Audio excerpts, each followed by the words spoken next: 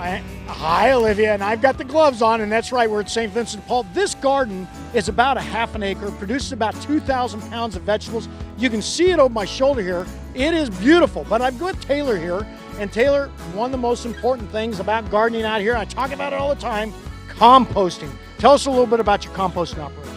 Okay, so we have a unique process here at St. Vincent de Paul where we get food waste from our own kitchen and then also from our partners like St. Mary's.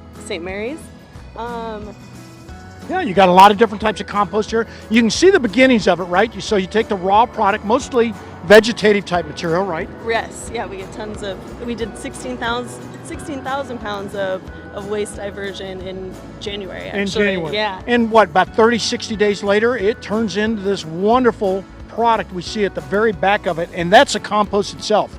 Right, exactly. And this is what you want to do, folks, at home. This is something you got to have in here. In fact, compost is one of the most important ingredients in a garden. You can see it looks fairly dry, but I will assure you that it actually absorbs a lot of moisture, holds a lot of moisture, it's got a lot of nutrients in it, and of course, grows some great looking produce. You can see it right there. These are cauliflower, and yeah, we're right down in the middle of the desert, downtown Phoenix with all this. You can see the drip system there, and it is another important component to actually gardening. And Dave, you've been doing this a long time out here at St. Vincent de Paul, and I know drip systems are a real big component of actually gardening out here, right?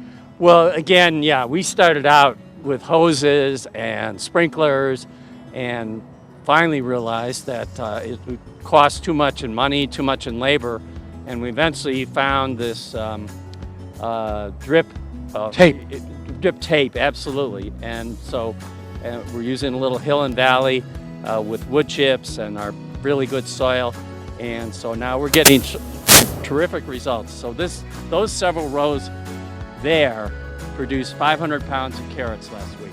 Wow, you can see it all out here, folks. And the other thing that I'm really amazed at, and this is something that's real important, is the shade component to your garden. I saw this south-facing type shade structure you get.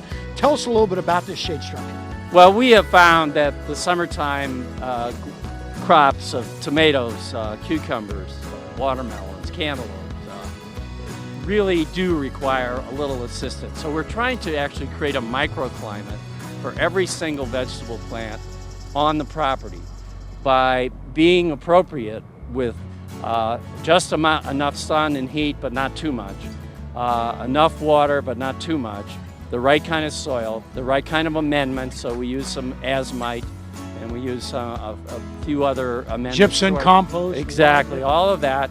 We don't actually grow in any native desert soil at all. It's underneath. It's pretty much a raised garden, right? It is. It's like you a just half went on top of the indigenous soil, and you actually added a lot of compost and created this really nice looking environment. And you can see it, folks. And one thing I want to show off just real close. In fact, Victor, go right over here. You can see this. This actually faces south, folks. So this is real important.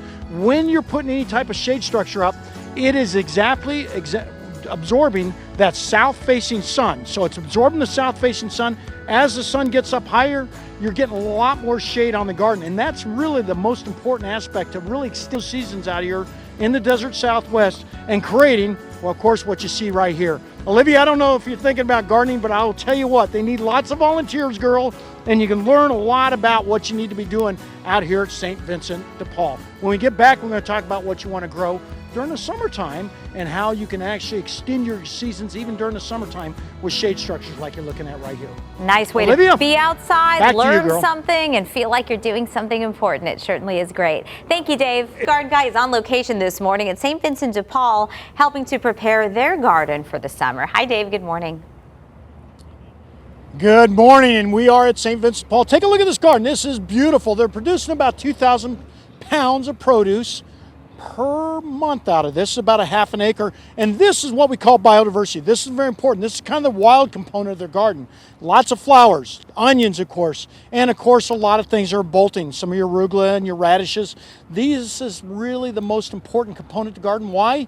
Because of the fact it acts as a nursery for a lot of those beneficial insects that are so important to eliminating the use of any type of pesticides out here in the desert Southwest. The other thing we're doing, we're growing a lot of summertime vegetables, and we talked about it a little bit. In fact, take a look. This is one of your net houses, I guess, for lack of better terms, or a shade house right over here. Right. And you've got a lot of different types of vegetables growing underneath that. But take a look and tell us a little bit about it.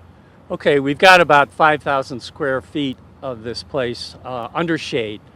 So we're creating a microclimate for summer vegetables. So tomatoes, peppers, melons, cucumbers, etc. will all be able to get through the weather in June, July, and August because they have that afternoon shade. And this is a special type of netting on here, and we talked about it earlier, but tell the folks at home, it's very shiny, but tell them what it is. Right, it's actually made out of aluminum and with little gaps in there, so you can get it in different percentages of reflection of heat and light, and that happens to be 50% reflective of the sun's heat and light. So there you go. There's a lot going on out in the garden. Of course, it's St. Vincent de Paul. Growing vegetables during the summer, it's real important and real easy if you do stuff right. There you go. Scotty, Olivia, back to you. Dave, thank you. We appreciate it.